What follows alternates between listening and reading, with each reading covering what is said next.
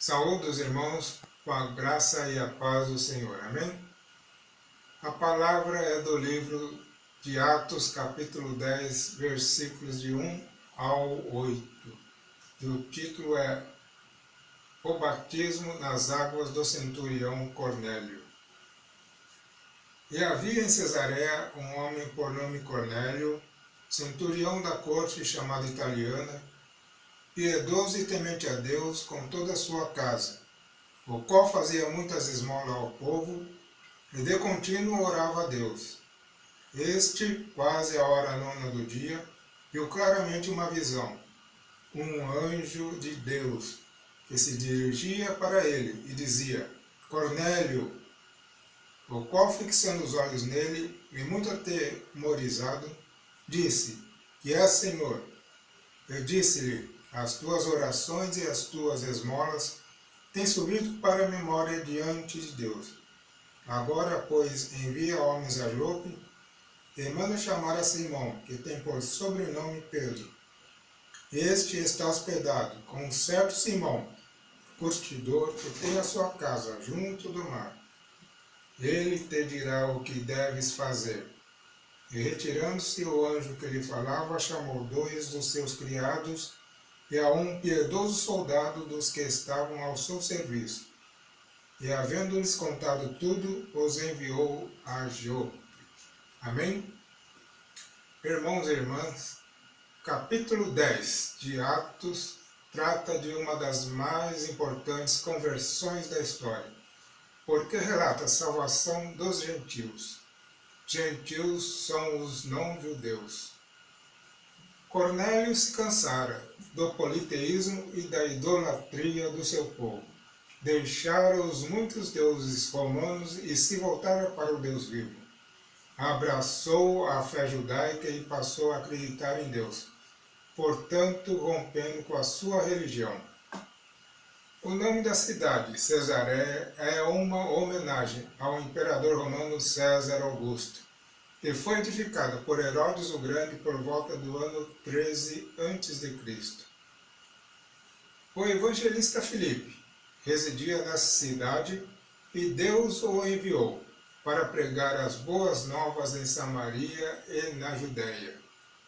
E é também onde o apóstolo Paulo chegou a ficar preso. Os centuriões são mencionados no Novo Testamento, e o primeiro centurião mencionado vivia em Cafarnaum. Cafarnaum ficava na Galiléia, e nesta região havia um grande número de rebeldes e fanáticos, que frequentemente atacavam os soldados romanos. Esses soldados se esforçavam por merecer respeito. Esse centurião era um homem atencioso. Ele amava a nação de Israel e fez grandes contribuições para a construção da sinagoga local. Os judeus que o conheciam não lhe poupavam elogios, recomendaram-no a Jesus com insistência. Jesus respondeu ao apelo curando o servo do centurião que se achava às portas da morte. Este centurião foi o primeiro gentil a entrar no ministério de Jesus Cristo. E em seguida foi o centurião que esteve junto à cruz que disse: verdadeiramente este era o Filho de Deus. Ele viu nos olhos de Jesus que estava tudo bem. Não era o fim, mas o começo. Não era a dor, mas cura. Não era destruição, mas reconstrução. Não era a morte, era a vida. Ele é conhecido como o centurião diante da cruz, aquele que viu de perto o plano de Deus ser cumprido e concluiu que aquele era verdadeiramente o Filho de Deus. Cornélio estava entre os nobres centuriões. Ele possuía devoção a Deus e não ocultava esse fato. Praticava as boas obras, dava muitas esmolas ao povo, fazia orações continuamente a Deus. mas tendo todos esses atributos de religiosidade, não era salvo. Deus resolveu eliminar o abismo que havia entre os judeus e os não-judeus. Ele queria demonstrar o seu amor a ambos igualmente. Então Cornélio é reconhecido nos céus.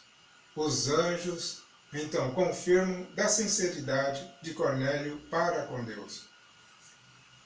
As tuas orações e as tuas esmolas têm subido para a memória diante de Deus, e pedem para que o Cornélio mande buscar o apóstolo Pedro para pregar as boas palavras de salvação. Cornélio acredita na visão de Deus e envia seus homens para buscarem Pedro. Ele poderia achar que o que fazer já era suficiente para garantir o seu lugar no céu. Porém, acreditou na visão e agiu. Lá em Atos 10, versículo 13, diz: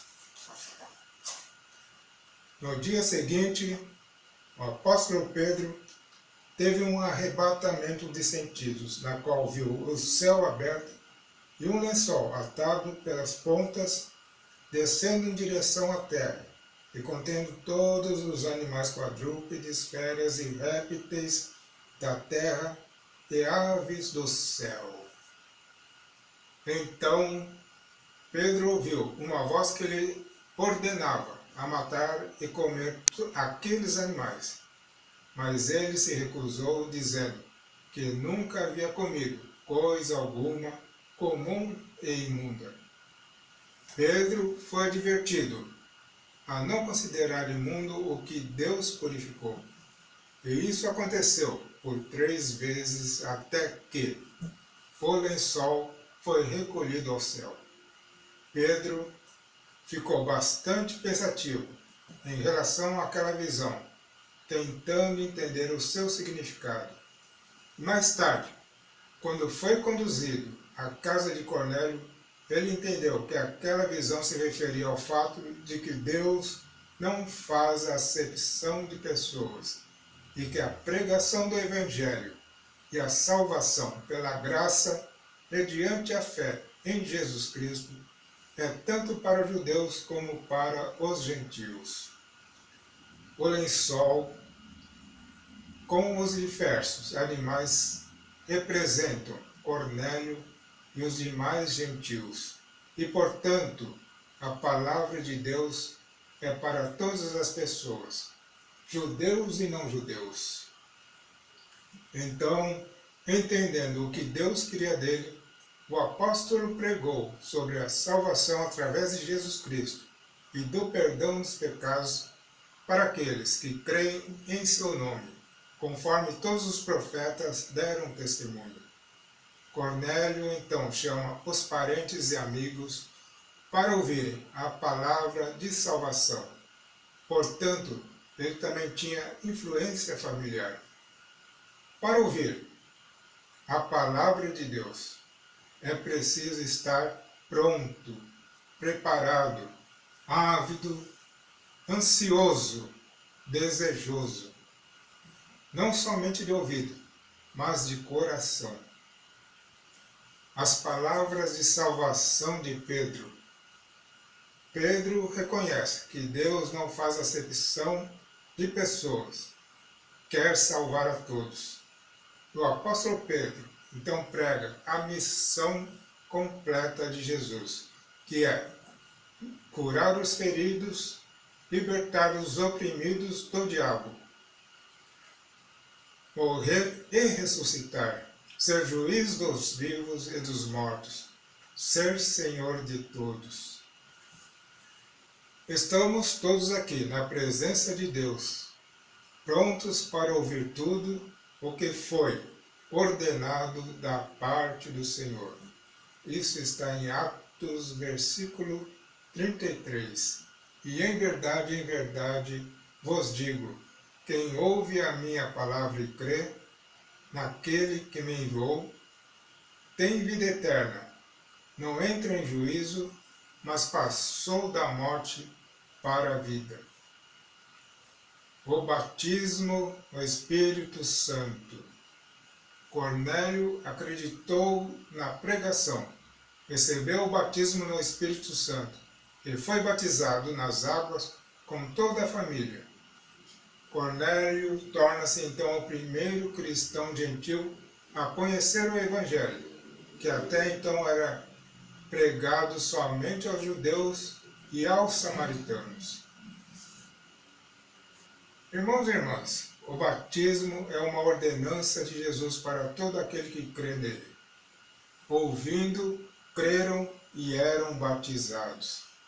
Após a sua morte e ressurreição, Cristo dá algumas ordens específicas aos seus apóstolos e dentre elas o batismo.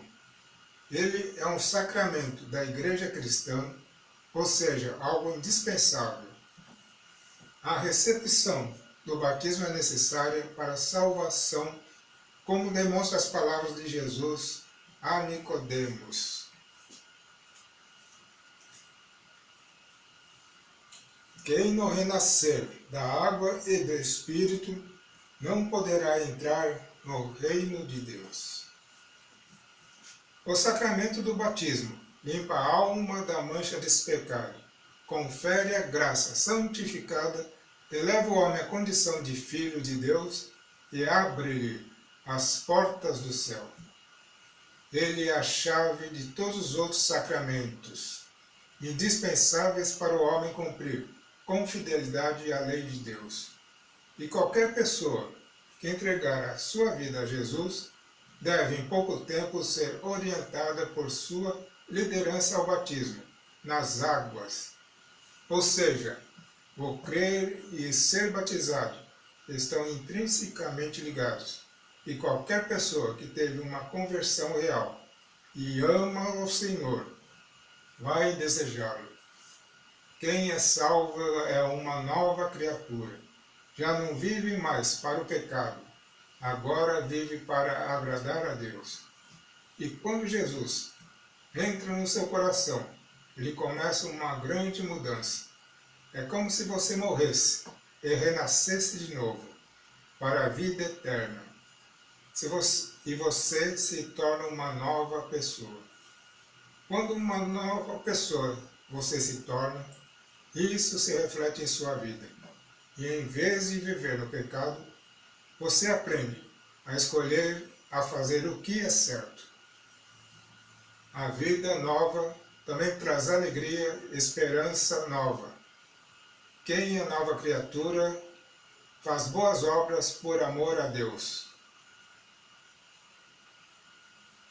Está em Mateus 28. Ide, portanto, fazer discípulos de todas as nações, batizando-as em nome do Pai, e do Filho, e do Espírito Santo.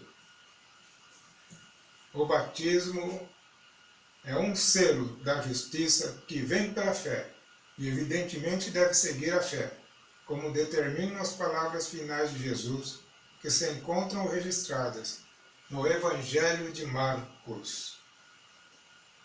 Ide por todo o mundo e pregai o Evangelho a toda criatura. Quem crer e for batizado será salvo.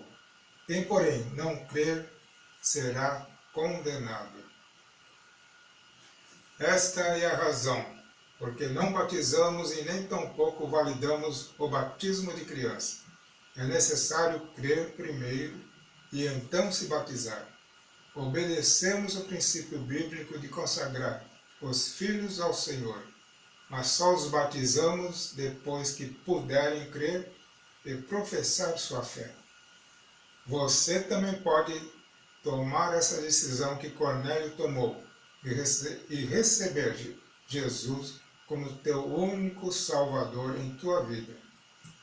Os cristãos judeus que estavam acompanhando o apóstolo Pedro ficaram maravilhados quando perceberam que o dom do Espírito Santo foi derramado sobre os gentios, igualmente como havia sido derramado entre os cristãos de Jerusalém no Pentecostes. E então aconteceu, naquele instante, a transmissão da palavra de Deus para os não-judeus. Amém? Finalizando, a tradução da Bíblia Sagrada já está em 700 idiomas diferentes. Em 30 anos o número passou de 351 para 700. Mas mesmo com um grande progresso feito na área de tradução da Bíblia, nos últimos anos, muitas pessoas ainda não possuem a Bíblia completa, traduzida em sua língua. As traduções em línguas de sinais estão apenas começando no mundo inteiro. Este é um grande desafio na área da tradução bíblica. Mas estamos fazendo o que disse Jesus: ide por todo o mundo e pregai o Evangelho a toda criatura, para que a palavra de Deus alcance todas as pessoas do mundo. Amém, irmãos? A paz a todos onde estiverem e que Deus os abençoe.